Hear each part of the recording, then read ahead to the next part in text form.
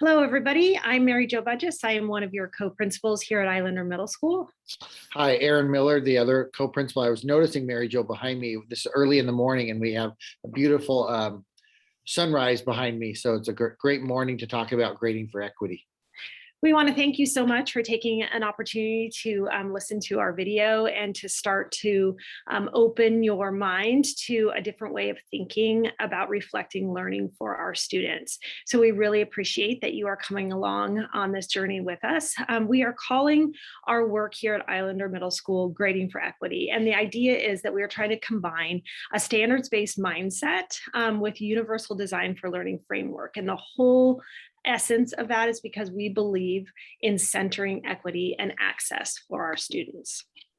And so that takes us to the idea that we really want learning to be student-centered. We want our kids to be at the center of what they are learning. We want them to be really clear about what it is that they need to know and be able to do, and then understand how to embrace supports, how to keep challenging themselves, and to start to gain the concept that learning never ends, that it's not the end of a unit and therefore I can no longer demonstrate my learning.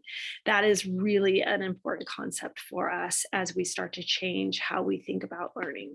Well, Mary Jo, before you move, can you go back to that slide for a sec? I think this is different than what we were used to when we were kids and in school. There was like, I remember cramming for tests and doing the best I could on the test, and then basically forgetting about a lot of that learning as we move to the next unit.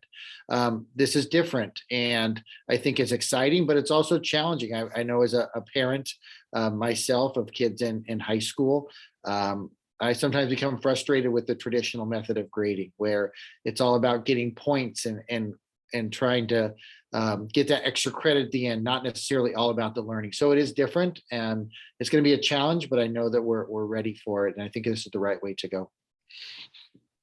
So along those lines, what we are doing this year is we are in the process of changing from a traditional grade system, a traditional A, B, C, D, and F, and moving to a symbol that is representative of learning, but is not necessarily aligned with those old traditional grade marks. So we talk to kids about this as a bike analogy or as a video game analogy. And it really is that our students are starting a skill that they potentially have never seen before. And so we are expecting them to come into the learning at a beginner stage where they are first getting onto that tricycle, first trying to figure out how it works and how it moves. And then as they gain confidence and practice and more knowledge, they move up the progression of learning. So they level up in a sense. So they move from the trike to the bike with training wheels. And then as they get more skills, they lose the training wheels and now they're confident. They have the skill that's necessary to ride the bike. And then they can start showing off a little bit, start connecting and making understanding into the why, which becomes that level 4. So this year is really about the shift from that traditional grade mark to the symbol. And you will see across our grade books that we are still in that process. So some teachers are still using the traditional grade mark, but the majority of our teachers will be using this 4, 3, 2, 1 symbol. I think it's real easy on this to fall into that the I'll say trap of equating a 4 being an A and a 3 being a B and a 2 being a C and a 1 being a D.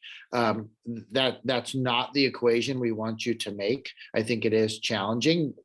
Myself having a math brain, I think a 3 out of 4 is 75%. Well, that's not what it is. As it says in the bottom left-hand corner of this slide, 3 is actually meeting standard and 4 is that exceeding standard. So really try to eliminate that equation of 4A, 3B, and so on.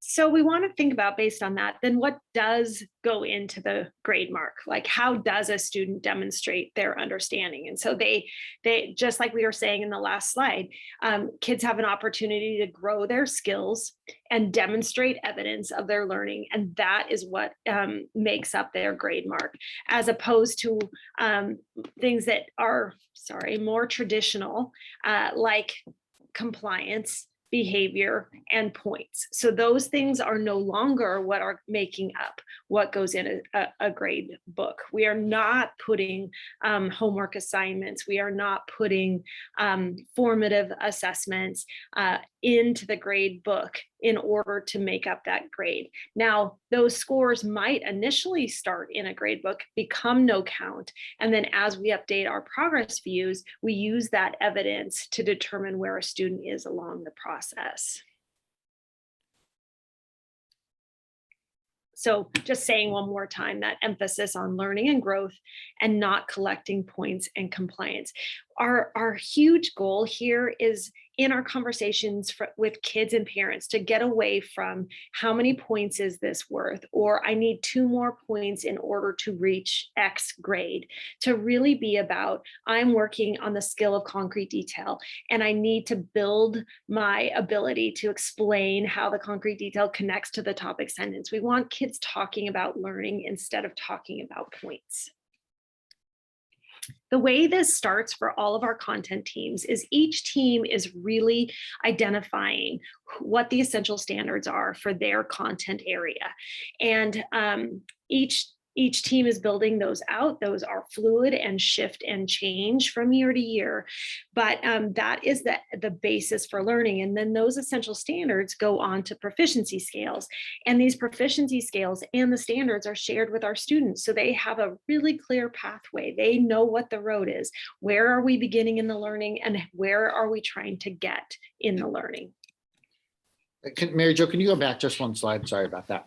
And I think that the difference here or the change here, I can think of one of my own kids who they received an assessment back and the assessment said 10 out of 15.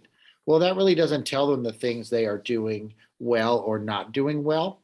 It just gives them a raw score. Well, using these proficiency scales, it really can allow students to see what in a standard am I good at? What do I need to improve on? And then sort of a roadmap of how I need to do better in that in order to move to that next level of proficiency.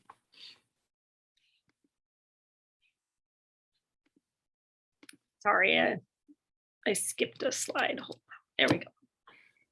So you can see here the kind of the progression of learning is most of the units will start out with the pre-assessment. In a lot of cases, kids aren't going to do great on a pre-assessment because it's pre-assessing skills they haven't had time to engage with, to practice. And then you see along the way, there's practice opportunities, there's lessons, direct instruction by teachers, there's formative assessments. I would also call that opportunities to show evidence. Because an assessment, we think traditionally of a paper pencil assessment. That could be an activity in class. It doesn't have to be a test or a quiz, but opportunities for kids to show their learning. And then more lessons, more practice opportunities. As you see feedback along the way by teachers, direct feedback about how kids are relating to those essential standards and those proficiency scales. And then along the way, you're seeing kids are getting more and more opportunities. And then somewhere there'll be a summative assessment where they can really put together and show what they know. And that'll look different for different content areas about what the summative assessment looks like. It might be a product assessment. It might be a performance assessment, depending on the content. But you see that loop of pre-assessment, whereas I know when I'm trying to learn a new task, when I'm starting right away, I'm not very good usually. But I hopefully get better along the way, practice and able to improve and show the instructor, whoever it may be, that I'm better at the end than I was at the beginning.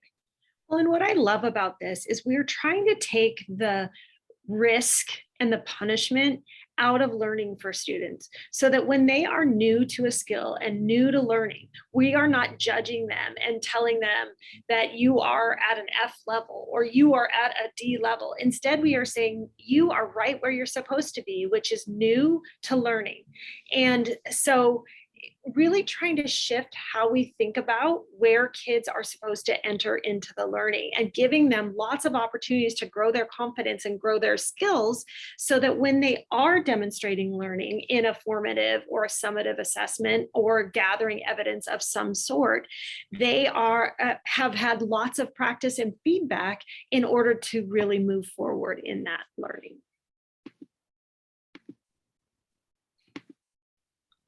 So we've kind of already talked about this, what is going into Skyward. Again, practice opportunities may initially go into Skyward, but they will not impact the overall grade. They will be used as evidence to understand how a kid is moving forward. Same with formative assessments. They may go in and then be marked as no count.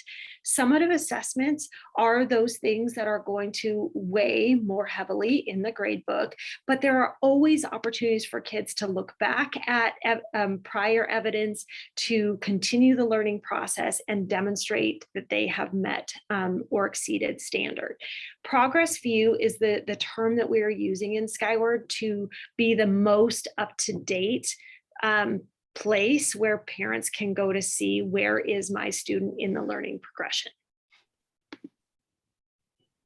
So one of the questions we're getting is about why are you weighing summative assessment so much? What about the homework?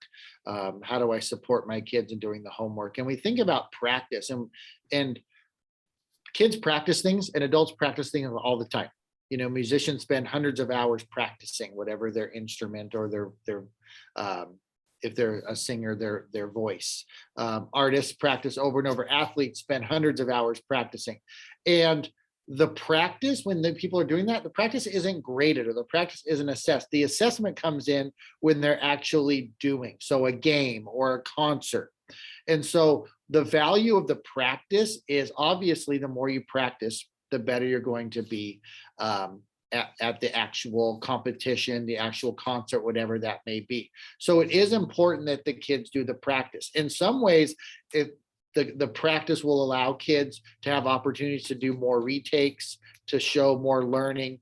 But that's the difference, is we want kids to be okay with practicing left-handed lay-ins as an athlete. And the first time you're doing left-handed lay-ins in basketball, you might miss 10 out of 10. And we don't want to have a zero, a bad score that's going to impact a whole grade because at the beginning they weren't very good.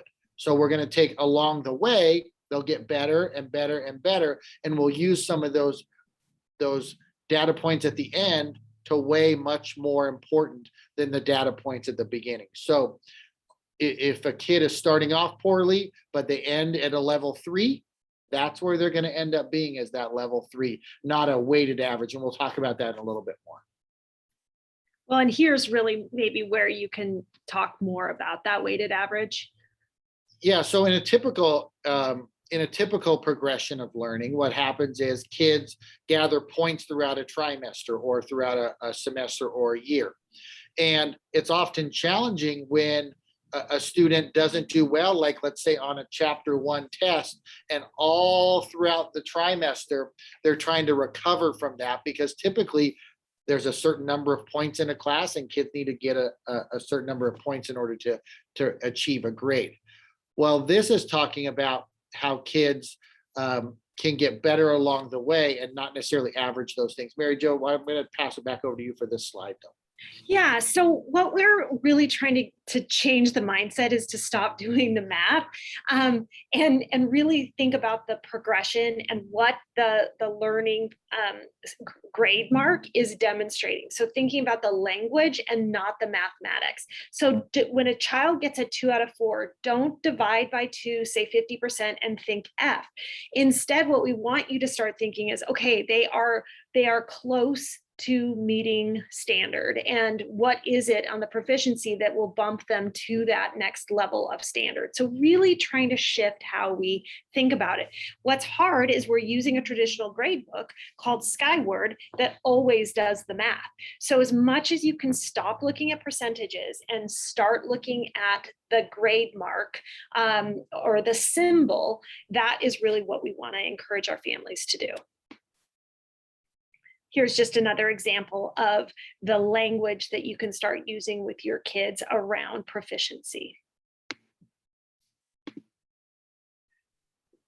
This one is really just a reminder that when we're trying to have kids be the center of their learning, and we're trying to have what they do at school be about learning, that we want to remove the competition element, that they are getting a grade better than their their peers, or they're at the top of the score. It really is about the learning process, not a competition. And that's hard. That is a major mindset for all of us to shift in our thinking.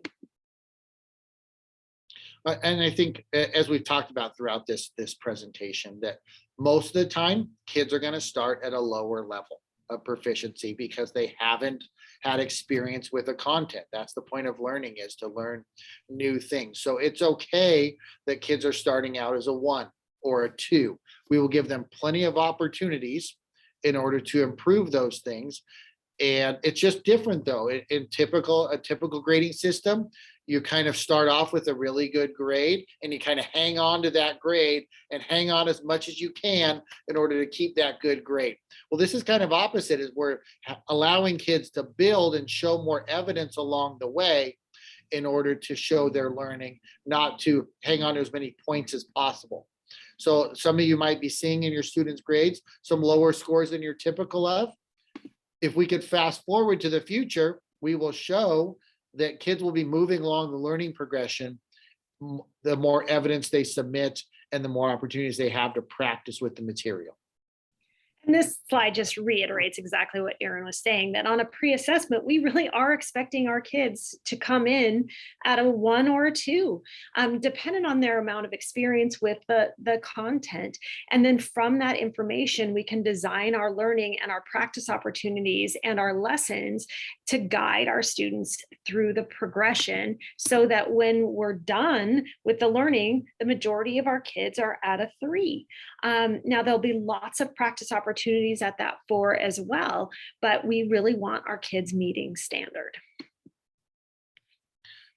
So this is kind of an example of what I was alluding to earlier about this is, so a student might on the pre-assessment demonstrate level 1, which is totally fine. It's a new concept.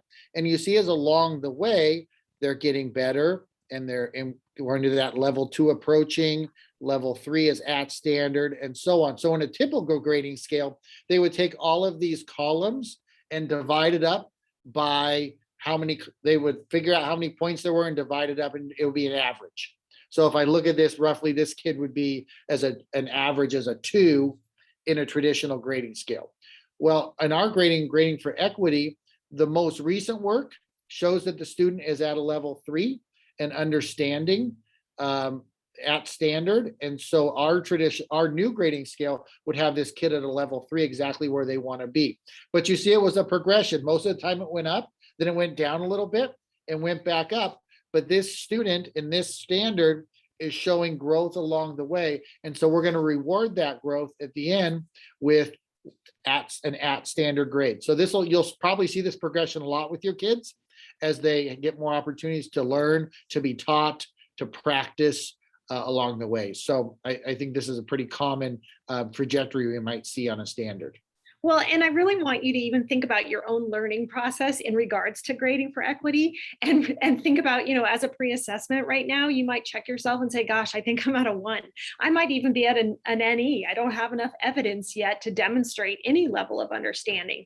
But as you are watching our videos, as you are reading the information that we're putting out, as you're doing maybe some research on your own, you're going to start to build your capacity and move through your own proficiencies as your mindset shifts, as you start to understand the rationale and the reason behind our shift. And ultimately, we want you to know that it is about our kids. We want our kids to be connected and engaged and feel like they have some autonomy in their own learning, instead of being more passive receptacles of what is being distributed to them.